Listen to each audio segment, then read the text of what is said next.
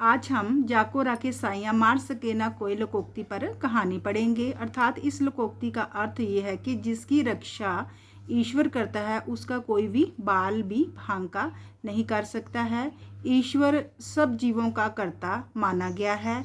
ईश्वर सब जीवों की रक्षा करता है। वह अपनी इच्छा के अनुसार सब प्राणियों का पोषण व संरक्षण करता है।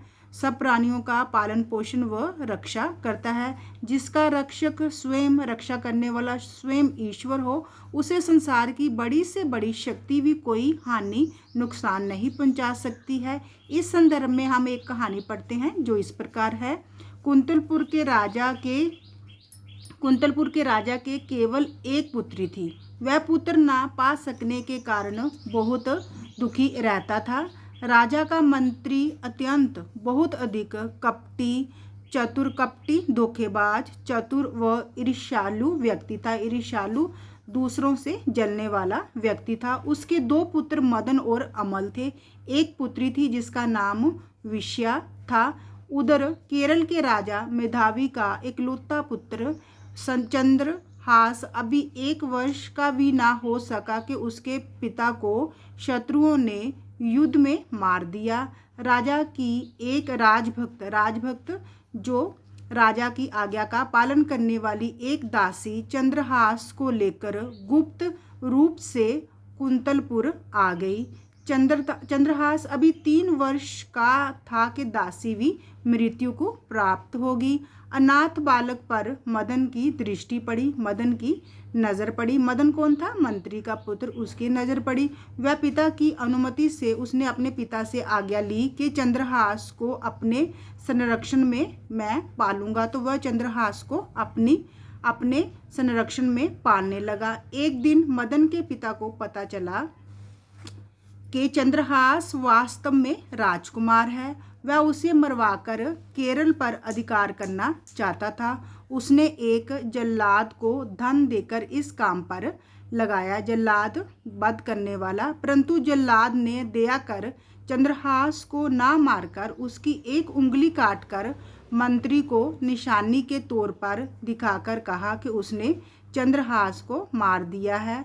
चंद्रहास को चंदनपुर के राजा पुत्र की तरह पालने व पढ़ाने लगे।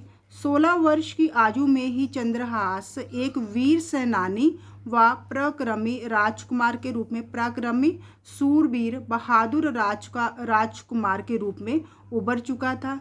चंदनपुर का राज्य जो है कुंतलपुर के अधीन था। एक बार कुंतलपुर का वही मंत्री चंदनपुर आया तो उसने चंद्रहास को पहचान कर उसे मरवाने की योजना बनाई। उसने अपने पुत्र मदन को एक गुप्त पत्र लिखा कि चंदनपुर का निरीक्षण करने में समय लगेगा, चंद्रपुर की देखभाल करने में समय लगेगा। तुम पत्र प्राप्त करते ही इस युवक को विष दे देना, जहर दे देना। कुलशील का विचार ना करना, किसी तरह की चिंता ना करना। कपटी मंत्री ने चंद्रहास को वह बंद पत्र देकर आज्ञा दी कि ये पत्र तुम्हें अभी कुंतलपुर में मेरे पुत्र मदन को देना है। अति आवश्यक है, बहुत अधिक जरूरी है। आज्ञा का पालन हो। मार्ग में रास्ते में चंद्रहास एक पेड़ की छाया में विश्राम आराम कर रहा था। वही बाग में मंत्री की बेटी विश्या अपनी सखियों के साथ फूल चुनने आई थी। वह उसके मोहक रूप को देखकर, सुंदर रूप को देखकर, चंद्रहास के सुंदर रूप को देखकर उस पर मुग्ध हो उठी। उसकी दृष्टि उस पत्र पर जा पड़ी जो चंद्रहास के अंगरखे से थोड़ा बाहर निकल रहा था। अंगरखा होता है मर्दाना पहरावा जो ढीला ढाला सा होता है। विश्या की जिज्ञासा बढ़ गई, विश्या की उत्सुकता बढ़ गई। उसकी पत्र खोलने की इच्छा हुई। अपने पिता का पत्र अपने भाई मदन के नाम पढ़कर वह अत्यंत बहुत दुखी हुई। वह मन ही मन चंद्रहास को अपना पति मान चुकी थी। उसने पत्र में विष के साथ या जोड़कर विषया शब्द बना दिया। अब पत्र में वह पंक्ति इस प्रकार बन गई, इस युवक को विषया दे देना।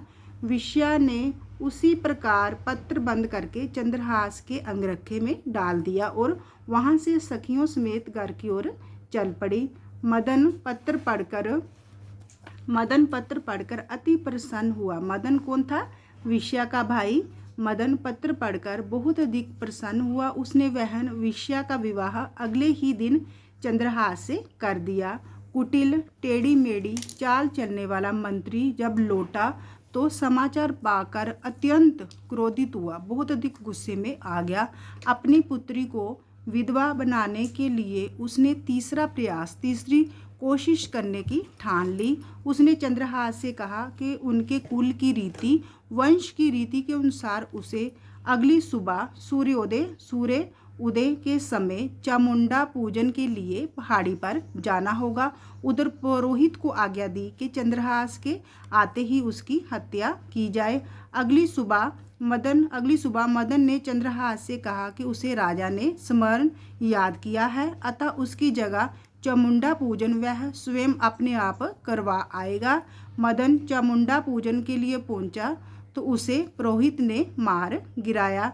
मंत्री को ये दुख से भरा हुआ समाचार मिला तो वह रोते रोते बोला, जाको राखे साइयाँ, मार सके ना कोई, कि जिसकी रक्षा ईश्वर करता है उसका कोई भी बाल भी बांका नहीं कर सकता है।